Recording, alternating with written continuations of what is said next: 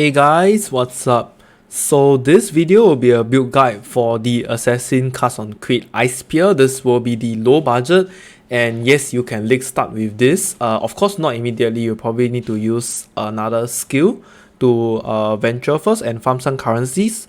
And there are some changes to the current build as compared to the last league when I released the video, alright? So I'll just get started. Same, there will be the different skill trees to go along with the egg. And for this round, I have actually changed the skills that you're going to use to go through the eggs. Because previously, I have actually used the Vortex and Cold Snap, and we have to scale damage over time for those skills. I am trying to actually find something else that can be more similar, actually I should say similar to the cast on Crit Ice Spear. And yes, so for this round we are actually going to use Creeping Frost.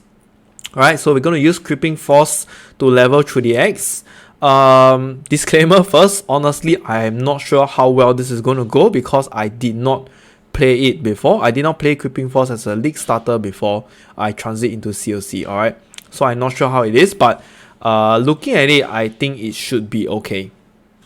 Okay, and yes, so this is how the level 44 skill tree will look like after Act 5. When you get most of your jewels, you're just going to scale all the cold damage, a bit of life, and your power charges to get it going.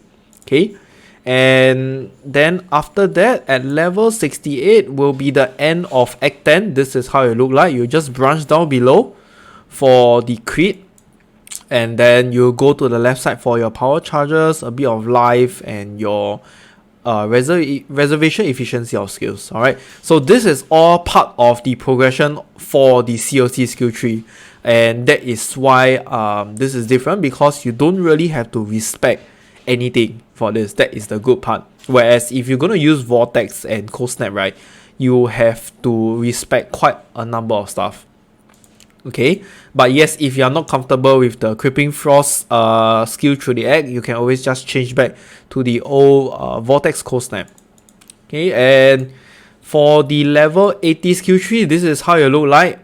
Basically, you're just going to take the precision notes here, your accuracy, because Cyclone we will need 100% hit rate, right? Otherwise, you're going to miss a lot of times and you're not going to crit. So this is the level 80 with no cluster. Okay, just bear in mind, this is no cluster jewel. I've tested out with and without the cluster jewel, and I think that it is really not necessary to have the cluster jewel. Just the tree itself is giving a lot of damage already. Okay, and this will be the level 90, and level 90 you are just focusing more on life. Basically, your bread and butter of all the damage nodes is already up, and you're just focusing more on survivability from 80 onwards. Same for the level 95 tree, you're just going to focus more on life, which we will take the herbalism below, and either one of these life nodes. Alright, so at the end of level 95, you should have about nearly 5,000 life. Alright, the life here is based on a tier 3 life on my rare items, so there will be some items that you can actually get a tier 2 or tier 1 life and you'll be much higher. Alright, so the next upgrade or the next change in the skill tree will be to have one with Militant Fate. Alright, if you have Militant Fate, then you will put it over here on the left side so that you can take Inner Conviction, which will give you more spell damage per power charge. Okay, so this is actually quite insane.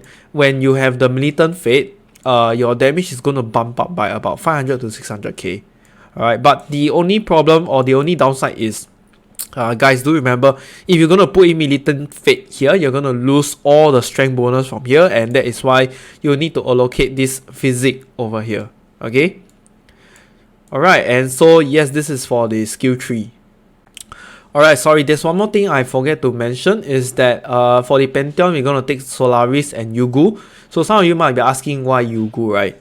The whole purpose of taking Yugu is so that we do not need to deal with reflect damage. Like, yes, I understand only you and your minions take 50% reduced reflected damage. What about the other 50%? It's actually taken over here. Your elemental mastery, and 60% reduced reflected damage taken. So basically, you are not going to take any reflect damage. Alright, and what about the effect of reduce effect of curses?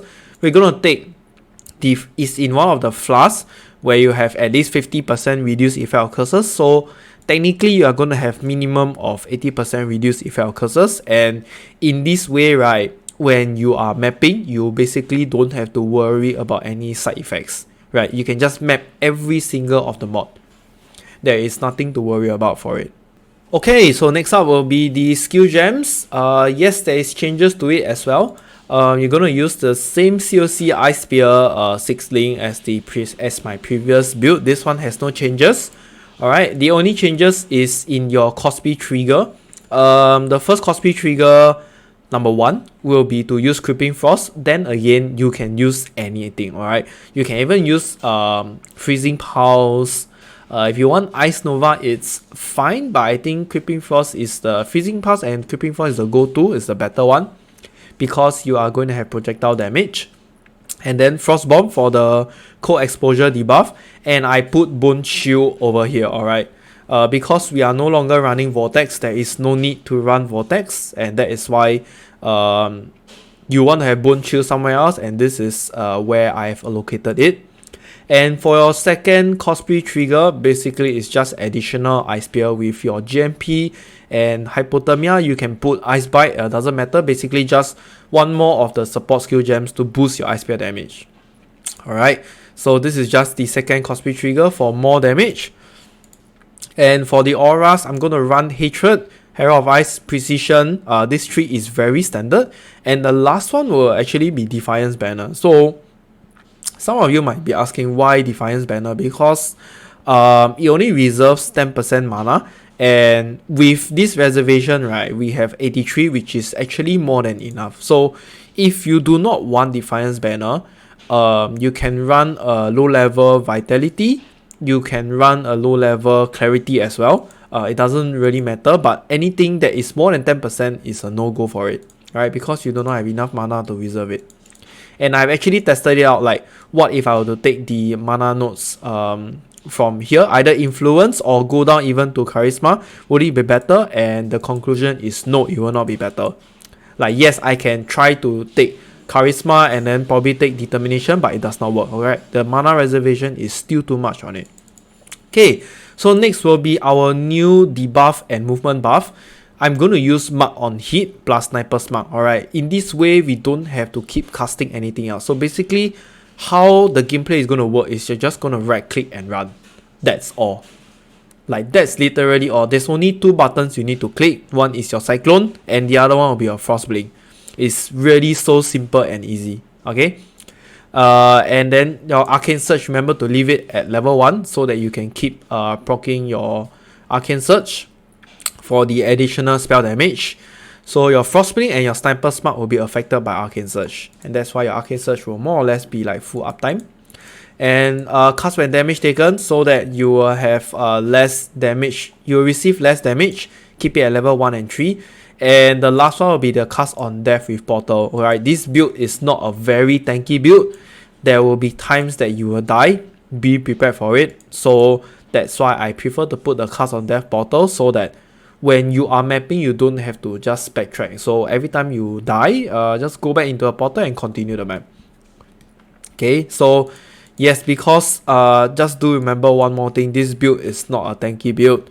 It is meant to go fast and clear fast. Alright, and the next one will be your Creeping Frost leveling guide. So this is just an overview of how it should look like at the end of Act 5.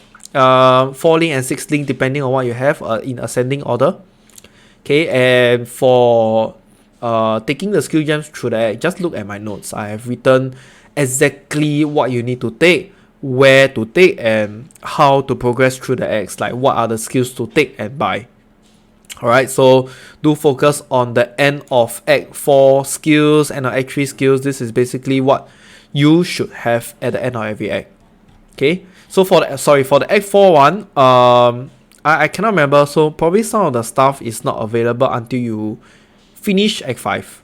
Alright, like maybe I think greater multiple projectiles is there, spell echo is there, but I am not sure if those other exclusive Act 4 skill gems are there or not. Okay, so that's it for the skill gems. Alright, and the next one will be your item. So basically your item, there is two sets of it. Okay, do remember, one is your league start. I will tell you the difference now.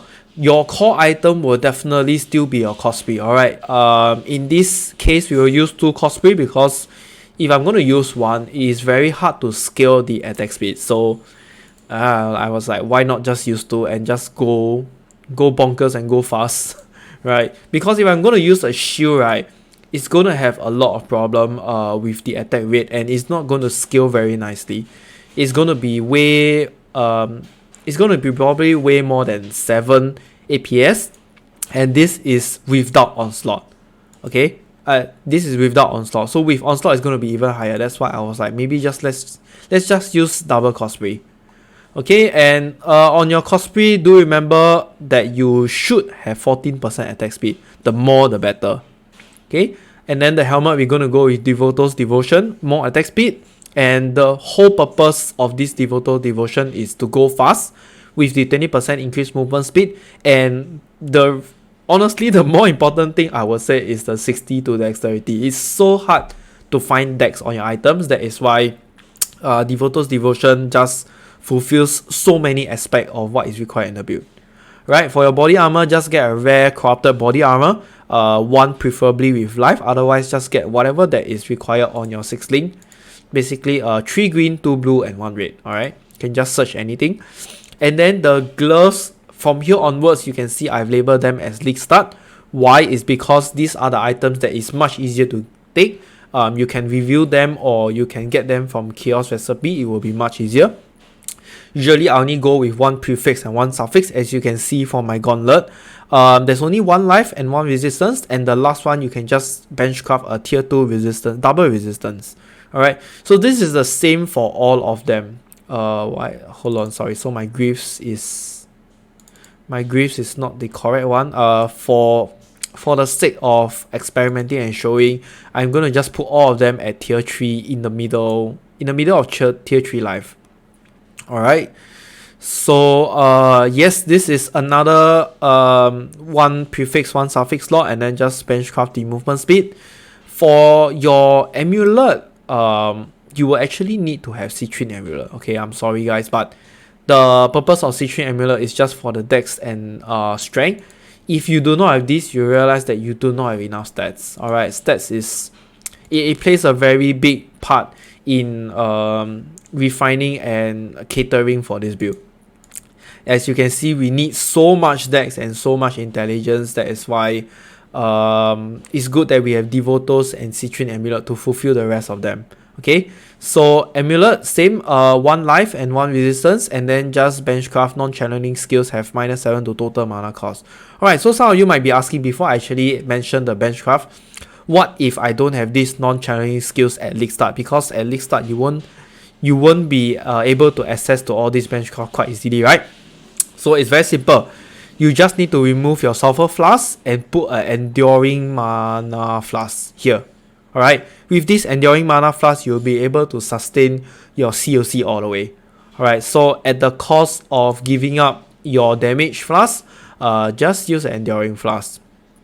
Alright, and then your rings, unfortunately on one of your rings, you actually have to have 2 suffix. So 1 life, 2 of your resistance suffix. The other one can be much lower. It doesn't really matter. Okay, so let's just click the level 81. You can see if I do not have the cold resistance, right, I will not be able to cap the cold resistance. So we are lacking in one aspect of the resistance, and that is why on one of your rings you need to have double resistance. Okay, so your second ring is going to be the same. Just take note of your resistance. You can have cold lightning, fire and cold, or even fire and lightning on your tombstone ring. It doesn't matter. Just make sure that your resistance are kept out. Okay, and for the belt, same. I'm going to go with the leather belt for more life, and then just 1 prefix and 1 suffix, 1 life and 1 resistance, and just benchcraft the last one, the last resistance, and that should go pretty well. Right, for the flask, we're going to go with Quicksilver for movement speed, Diamond Flask for your crit chance, And then on the Diamond Flask, we're going to go with increased attack speed, okay? Mind you, this is not increased critical chance because we do not need the crit chance anymore. Our crit chance is actually max. So if you can see the calculation here, we have actually already hit 1035%. That is with max power charges, alright? Without max power charges, let's just put 1.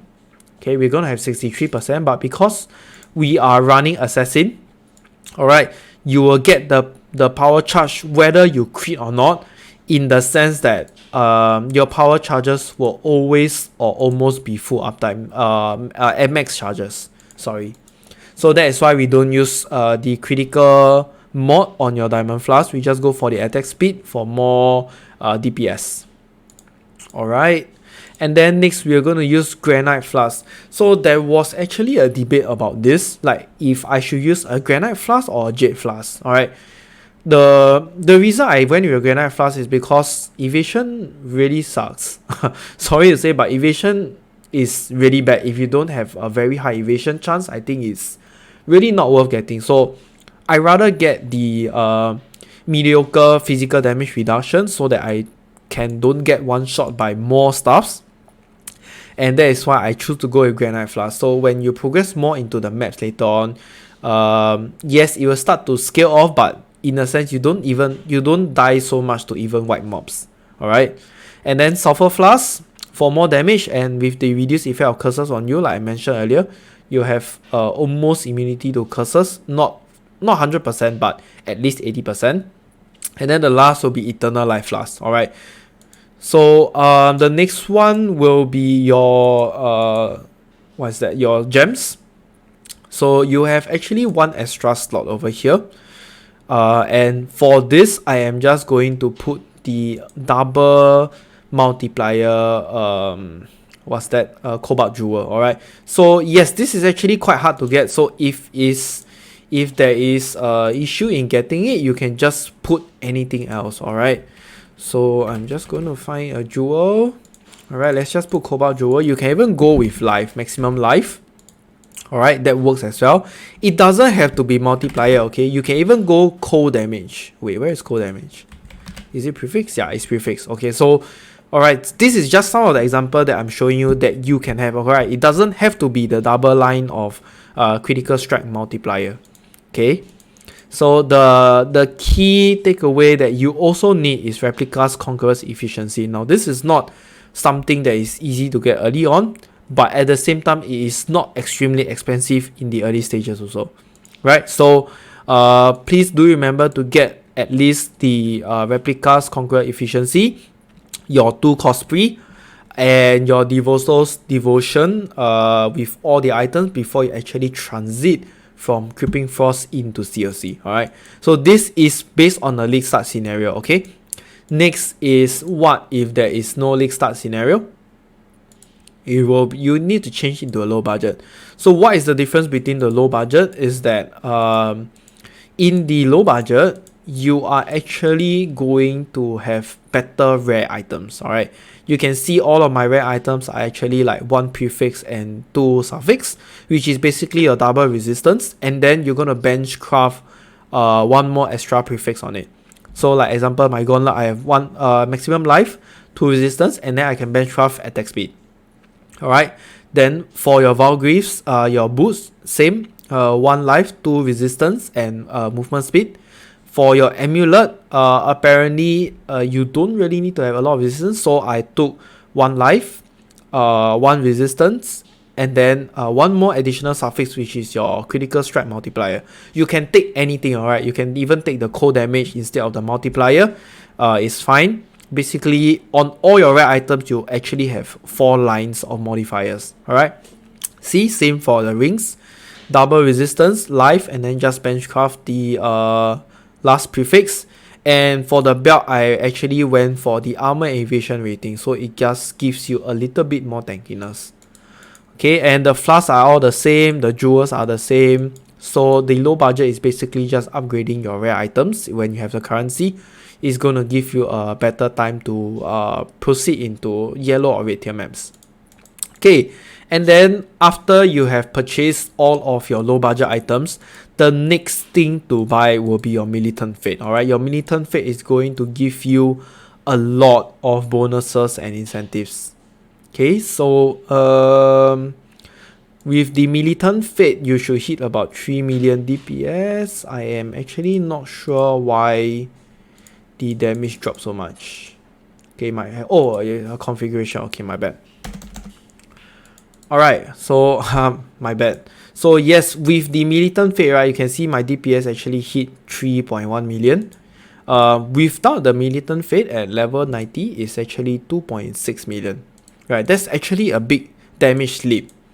Alright, considering this is only replacing one jewel. Right, so yes, this is how it should go for your low budget CoC. This can take you until red tier maps for sure. And please don't expect yes, I understand some of the maps will probably be quite difficult. When you go into red tier maps, you have to alchemy orb them and even corrupt them to complete it. You will die definitely at times, but you should not die so much because the damage is already very high and you'll probably clear things so fast that the only things that will kill you probably are projectiles or poison. Okay, so that's it for the low budget. I'm going to show you the high budget now. Okay, so this is how the high budget will look like. It will be exactly the same as last league because I have refined it a lot last league. This is the best I can think of in terms of every single aspect. The damage is enough. Your sustainability is enough. You don't have mana problems. You have one or a few layers, defensive layers, and chaos resistance is not the best, but at least it is not negative. Alright. Okay. So yes, I have different skill trees again. Okay, I'm not sure why I have 72, but the one you will start is probably at 80, but 80 is for those that actually have, you know, currencies and then they just build a new character and you can just do it from there. But the one you should be looking is level 90 if you are starting from the low budget to the high budget. So at level 90, this is how it will look like. Alright, it's almost the same, just that we are going ES this build. Alright, it is a lot more expensive, but if you were to start it in the early game, then that's going to be a different scenario because when you are starting off CoC in the early stages, the items are not so expensive yet. Okay, so do take note. I have the notes for inspired learning also. Alright, so some of you might be asking, won't inspired learning actually screw up the APS and all the other stuff? The answer is yes, it will actually screw up, but it is worth it.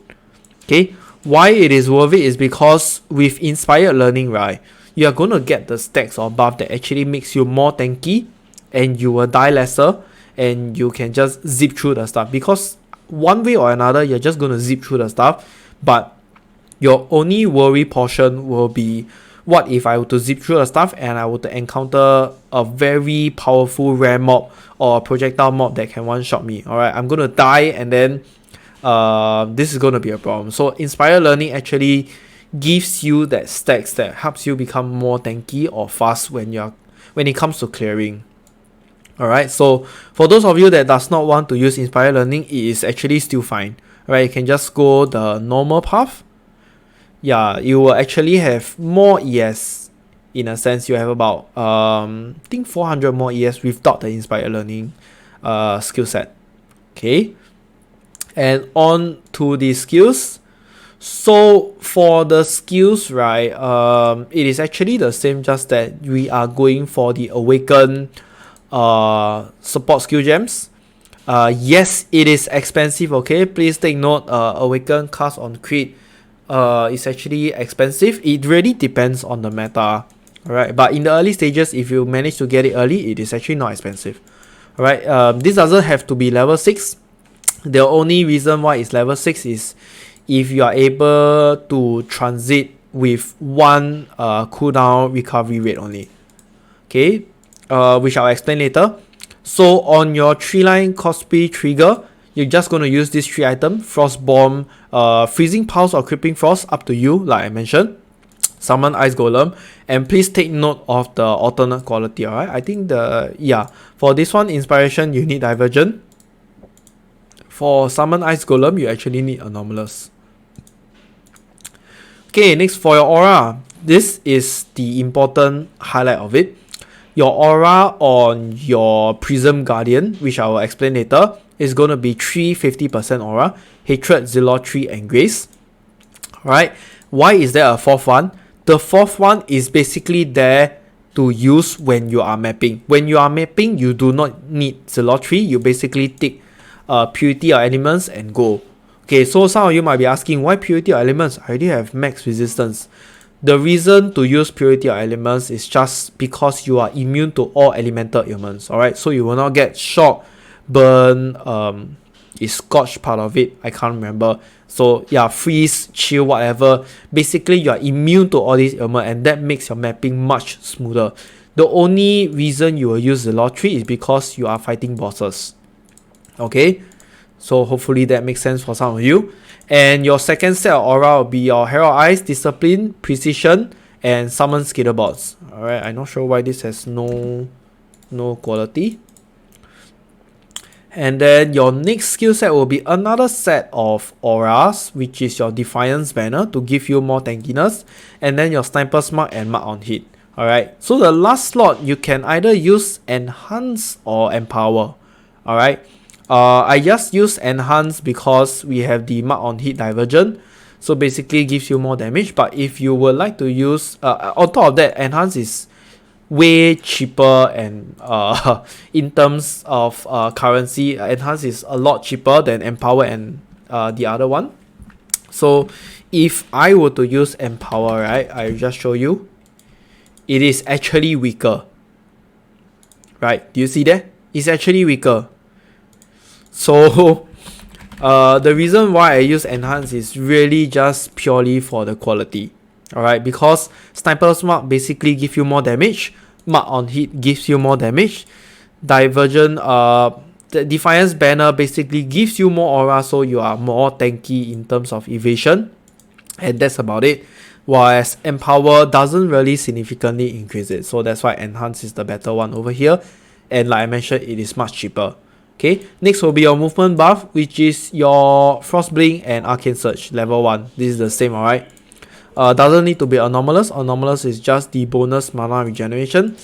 And then you have CWDT, your cast when damage taken, and Immortal Core. Anomalous for just more duration. Alright, so you don't have to more duration and more cooldown recovery, so that it will proc more often. Okay, so ignore the leveling skills. I haven't deleted this yet. And now come to the item. There is actually multiple variants options with it. The bread and butter will be your Ice Spear. Please select your Ice Spear. You will have your Cosplay, same. Please take note that the attack speed has to be 12%. Alright, this is very important. With 12%, we are hitting the threshold of your APS. The threshold is actually 10.07, but it's really hard to hit. So 10.04 is probably the best I can go. That's why you see the effective trigger rate is 9.97.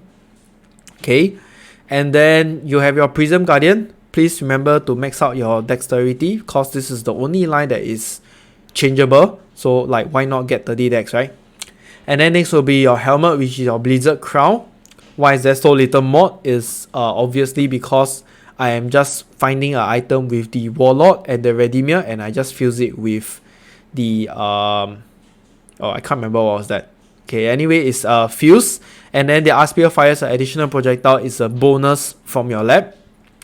Do get that when you have enough currency. So what we are looking for here is basically just maximum power charges +1, and nearby enemies have -9 to cold resistance. Alright, I will have the Google spreadsheet Buylist, so you don't worry. You don't have to worry about all these things. My bad. Okay, body armor, chevrons wrapping. This is no brainer. I don't have to explain this, so that Chaos Energy won't bypass ES. Gloves. Our gloves, you're gonna go for the Incursion gloves, alright, which is your increased damage with hits against shield enemies, and at the same time this accompanies with the cold resistance. Alright, so just look for one with ES, one resistance, and this increased damage, and then you can just benchcraft the strength and dex. And you can see that this is actually Searing Azaj and Eater of World influence. So for the influence, just use this. Projectiles pierce an additional target, and then 20% chance to unnerve enemies for 4 seconds on hit. Alright, I think 20% is the mid tier one. So for lower tier, it might be 15%. That works as well. You don't really need to spend a lot on it. Alright, boots. This is one of the expensive one as well. You need to get 15% cooldown recovery rate, and you have tier win when you do a critical strike recently. So just benchcraft your movement speed. This also can be done by fusing the Shaper and the Hunter item. Right, amulets, Presence of Chariot. This is also no brain. Allocate the essence set. Okay, so what essence set does is below over here. It basically gives you attack damage leech as mana, and you will actually recover, or you will leech more mana. Okay, your two-stone ring, just find one with the Crusader two-stone, because Crusader will give you the additional increased maximum energy shield, and just find 2 additional resistance on it, plus benchcraft the non-challenging skills have -7 to total mana cost. Alright, same for your second ring. Also just find a Crusader ring with the allocated, requirement for your decks. The intelligence is not needed, so ignore that. And then just have the non-challenging skills have -7 to total mana cost. So why do you need so many, right? Actually, if you can see over here, my Ice Spear, it costs 11 mana only. Alright, with 11 mana per hit, and all of the stuff that you are leeching, it is actually a lot. So if I were to click Cyclone, you can see I'm actually leeching 273 mana per second. Alright, per second. So that is really a lot, and that will help you fulfill your mana problems. Correct. Last will be your Crystal Belt for just more ES, and make sure that you have the cooldown recovery rate so that you can hit the 53% cooldown recovery rate on all of your items, so to hit the maximum threshold of your trigger rate. Alright, remember this belt and your boots has to have the cooldown recovery rate for the maximum DPS you can deal out. Alright, for the flask I'm using majority magic flask. Why? It's because I'm just too lazy to press the flask, and with all these utility flasks, it will more or less be like full uptime when you're mapping. You don't have to click them, you just need to right click and go, and blinks your movement speed and movement skills and stuff. So lesser things to click, enjoy the game more. So yes, Quicksilver Flask with movement speed, Diamond Flask with additional crit chance. Actually, I'm not sure if this, it is needed. Okay, for your high budget, this is needed. The Diamond Flask will require you to have the additional crit strike chance during Flask effect. Silver Flask for your onslaught, and then you have spell damage leech as ES during Flask effect, so that you have some source of energy shield leeching. Jade Flask for more evasion. You can see with the Jade Flask, right, we are actually hitting 34k evasion rating. That will give us 80% evasion chance. And on top of that, with this Ghost Dance over here, this node here, when you are hit, you actually lose 1 count of your Ghost Route, which will actually recover ES equal to 3% of your energy shield rating. Okay, evasion rating. What am I talking? Sorry. So 3% of 34k is actually a lot. Right, I just give you the maths. So let's just say 10% is 30k, 3% will be like 1000. So every time you get hit, you are going to immediately recover 1000 ES. Alright, instantly. Alright, this is not regeneration, this is instantly. And that is why it's so good, and kind of like I will feel it's mandatory to have the Jade Flask. Right, and last but not least, your Dying Flask for more damage, definitely. There is this increased effect. I actually use the increased effect because when you are mapping, technically you don't really need the Dying Flask. You only need the Dying Flask when you are fighting bosses, right? So when you are fighting bosses, you just press the Dying Sun Flask and hope you just one shot or kill the boss really fast. Okay, and the rest of the items will be just your Cluster Jewels and your Cobalt Jewels. Basically 2 line of crit strike multiplier. Large Cluster Jewel, go for the Blanketed Snow, Prismatic Heart, and Widespread Destruction. Alright, so for those of you that does not know, why do I add the Widespread Destruction? is because when you equip your large cluster jewel, widespread destruction will be behind. So in a sense that the only two you actually really want is blanketed snow and prismatic heart. Okay, so that is why the widespread destruction is there. It's just to make these two nodes come in front, and you don't have to spend a lot of passive skills behind, right? So that's why widespread destruction is needed. And then on your medium cluster jewel, all of them are the same. Just use eye to eye and repeater. This is your main skill or nodes that you will need. It increases your projectile damage and increases your attack and cast speed. Okay, and then you have your militant fate as usual. Replicas conquest efficiency. Unnatural instinct is needed. Okay, so unnatural instinct will be placed over here because this is the best spot you can put for all of them. It gives you cast speed. It gives you attack speed, it gives you accuracy, it gives you movement speed, and it gives you life. Okay, the life is probably not so much important, but it somehow kind of caters the requirement enough to reserve 350%. Okay, so I'm not sure if I take it. Okay, it doesn't matter. Yeah, right. So that is where natural instinct is going to go. The next one will be Thread of Hope. So Thread of Hope is only applicable when you reach level 95, alright? I don't see a need for Thread of Hope when you are at when you are progressing through level 90, because it is I would say it's more of like a personal preference. So you can take it early on or you can take it later, it doesn't matter. I would suggest to take it later because all the other passive nodes are kind of like more important than the ones that you're going to take over here, which is your Arcane Focus and your Heart of Ice. Okay, so I find that this is less important. That's why I took it from level 90 to 95. Okay, next will be your Watcher's Eye. So this is another important thing to take note.